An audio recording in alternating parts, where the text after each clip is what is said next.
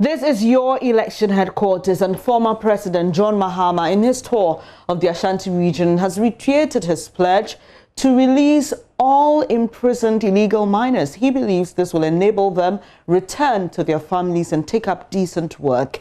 The NDC's flag bearer has been critical of government's fight against illegal mining, popularly known as galamsey, pointing out that foreign operators were simply extradited while Ghanaians were jailed. He wants them released. 16 years, 10 years, say almost 2 galamsey. Say Namia Madonna Meba. Yamabuna, how much you win in a galamsey? Namia Dumiti, Yabama amnesty. You heard the NDC's flag bearer, John Dramani Mahama, but what are the implications of his policy position? Let's interrogate this further. We've been joined by Executive Director of the Center for Social Impact Studies, Richard Kojo Elima. Thank you for your time this morning, sir. First off, is this move advisable?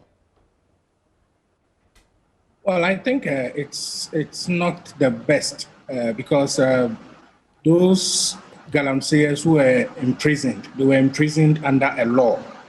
If Mr. Mahama has an issue with the action of the government, I'm sure the best promise he could have given is to promise the people that when he gets elected, he will review the law and then going forward, make sure no illegal miner is jailed. That is, if he so wishes. But Mr. Edima, let me the impression as if the illegal miners were jailed arbitrarily. For me, it's not the best promise to have been given.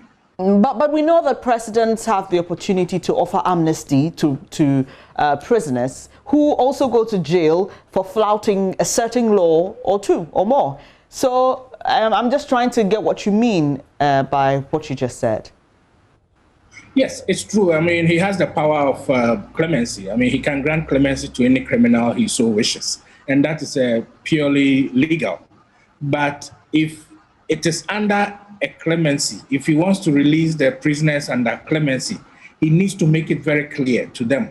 And the bigger issue has to do with the question that is he going to grant clemency to every single illegal miner in prison at the moment?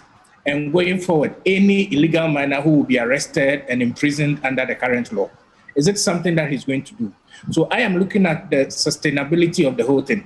The big issue, the bigger picture we need to look at is whether the current law under which these galamseyers were imprisoned is appropriate or is achieving its purpose under the current dispensation. If it is not, then going forward, we need to look at how we can review the law, amend the law, and then make it more acceptable and more appropriate to him. But to go ahead and then give a blanket statement, make a blanket statement that you will release anyone imprisoned under the law, for me, it raises a lot of issues that are not too comfortable. But do you think his concerns about how foreigners who engage in illegal mining are dealt with as compared to locals is legitimate? Are his concerns legitimate? Yes, it is legitimate. I mean, some of us have had cause to question how we treat foreigners who are arrested under the law. I mean, there's the famous case of a Chinese woman who was arrested and then later released, whilst Ghanaians are still in jail. So yes, there is a legitimate concern. But what I am saying is that if it is the law, let us get to the root of the law. Let us amend it and let us see how best we can bring it in line with modern practices rather than to grant amnesty simply because a foreigner was released.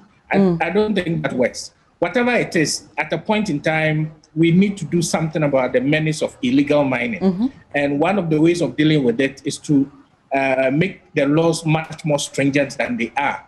And so going forward, some illegal miners may end up being jailed. So the question I'm asking is, are we also going to see these people who are going to be jailed in the future being granted amnesty as well? Then we might as well throw away the law. Mr. Elima, a recent NCCE survey revealed that the campaign, that's the anti-galamsey campaign, has made government unpopular. So how does government balance fighting galamsey and also trying to get people to understand the importance of this in winning an election? What government needs to do at the moment is to understand the galamsey business. Unfortunately for us, from the day the whole campaign against illegal mining was launched in 2017, it was launched on the foundation of a lack of understanding of what galamsey is actually about. So we need to go back and understand the galamsey trade. We cannot sit in Accra and then legislate for people in the communities doing galamsey when we do not even understand why they do galamsey in the first place. So government needs to go back, understand them. We need to engage the illegal miners. Why do they do illegal mining? Is it a problem of lack of access to concessions? Is it a problem of the difficulty in getting a license to mine? Is it a problem of lack of access to machinery, finance? What is the problem? We need to get down, understand the problem, and then once we understand the problem, we will work with them. The government needs to work together with them to fashion out a strategy that will be acceptable to all, so that those who want to do legal mining can go ahead and do it. Those who cannot do it too, then the law can take its course. Mr. Lima, we've seen over time that we have not been as successful as we would have wished in our fight against galamsey. Where do you think we got it all wrong? We got it wrong because we failed to address the fundamental reason why people do galamsey. One, there are people who do galamsey as a way of, it's part of the artisanal mining. If you talk to them, they will tell you that their ancestors were mining. It is a craft that has been passed on from generation to generation, and they are also mining. And they feel that they have multinational companies operating in their backyard who are earning so much, and then they are unemployed. So why should they sit beside the river and then wash their hands with spittle? They'll tell you that. So that is one way of looking at it. The second reason is that people also want to do mining as a trade. It's a business that people want to do. So we need to also appreciate the fact that some people genuinely have the money to invest in mining. So how can we help such people to do mining in such a way that it causes less action to the environment and it is more socially acceptable to the communities? That is also another area we need to look at. And then finally, we need to also look at the foreign infiltration in our mining industry. How did a lot of Chinese, Pakistanis, Nigerians, Malians, and so on get so much access to our forest areas to do mining? We need to investigate it and then address that problem as well. So the point I'm making is that we need to segment the problem, understand the problem, rather than to have a one-size-fits-all solution to the problem of galamsey. I appreciate your time this morning. That's Richard Elima. He's Executive Director of the Center for